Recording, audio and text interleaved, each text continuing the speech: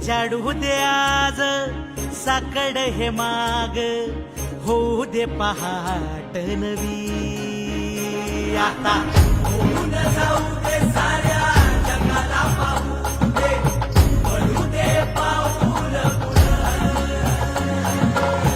जरी काट पाया खाली लाकड्याला येऊ दे, पडू दे पाऊल. मोठी लढाई र लढू मातीसाठी र गड्या, मनगटाचं जोर लावून.